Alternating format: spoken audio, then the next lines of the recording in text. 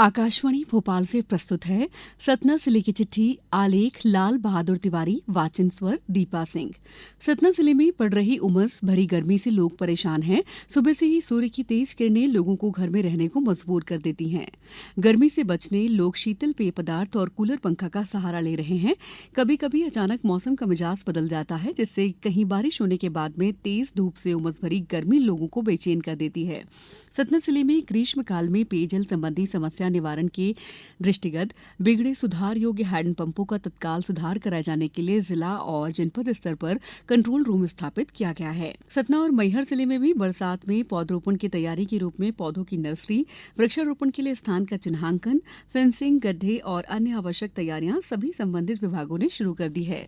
CSR fund से कल पौधरोपण के लिए जिला सतना के 5 विकासखंडों में 1052 किसानों के द्वारा, जिनके पास फेंसिंग और सिंचाई की सुविधा उपलब्ध है, का चयन किया गया है। इन किसानों द्वारा 53,915 पौधों का रोपण किया जाएगा। सतना शासकीय चिकित्सा महाविद्यालय परिसर में 14.80 करोड़ की लागत से स्वीकृत नर्सिंग कॉलेज के भवन निर्माण का भूमि पूजन किया गया। साथ ही 650 बेड के सुपर स्पेशलिटी हॉस्पिटल के 383 करोड़ की प्रशासकीय मंजूरी दी गई, जिसमें कैंसर चिकित्सा के लिए बंकर का प्रावधान भी शामिल है। श्री शुक्ल ने कहा कि अगले सत्र के लिए यहां पीजी कोर्स में 29 सीटें मंजूर की जाएंगी। उन्होंने कहा है कि प्रदेश में अगले साल 3 और फिर अगले साल 5 मेडिकल कॉलेज खोले जाएंगे। इस मौके पर उन्होंने मेडिकल कॉलेजों की टेली मेडिसिन कक्ष और जिम का भी शुभारंभ किया। इस मौके पर राज्य मंत्री प्रतिमा बागरी, सांसद गणेश सिंह सहित संबंधित अधिकारी उपस्थित थे।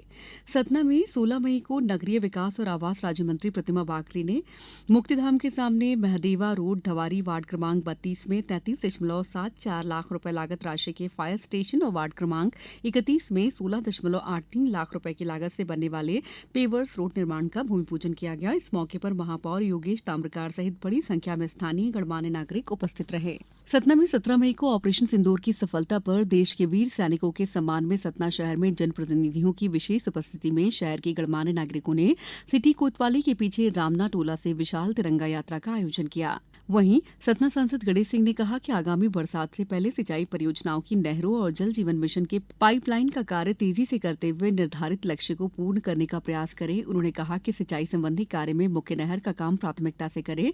नहरों के निर्माण में भू अर्जन की जो भी बाधाएं हैं, उन्हें टीएल की बैठक में कलेक्टर के ध्यान में लाकर विभागों के समन्वय से तत्काल निराकृत करें। हाल ही में कार्यपालन यंत्री लोक स्वास्थ्य यांत्रिकी ने बताया कि ग्रीष्मकाल में पेयजल संबंधी निराकरण के लिए बिगड़े सुधार योग्य हैंडपंपों का तत्काल सुधार कराए जाने के लिए जिला और जनपद स्तर पर कंट्रोल रूम स्थापित किया गया है। कंट्रोल रूम में बिगड़े हैंडपंपों की सूचना दिए जाने पर तत्परता से सुधार कार्य कराए जाने हेतु कर्मचारियों की ड्यूटी लगाई गई है। टीबी मुक्त भारत अभियान के अंतर्गत क्षय रोगी खोजने के लिए सतना और मैहर जिले में 100 दिवसीय अभियान चलाया जा रहा है। सतना और मैहर जिले में ग्रीष्मकालीन फसलों के लिए कृषि परामर्श हेतु मई माह के लिए कृषि परामर्श जारी किया गया है। विभाग द्वारा किसानों को दी गई सलाह में गन्ने की फसल में ग्रीष्मकालीन अवस्था में तापमान के अनुसार फसल को आवश्यकता होने पर सिंचाई करें। गन्ने की फसल में निराई गुड़ाई करें, जिससे खरपतवार नियंत्रण और नमी संरक्षण हो सके।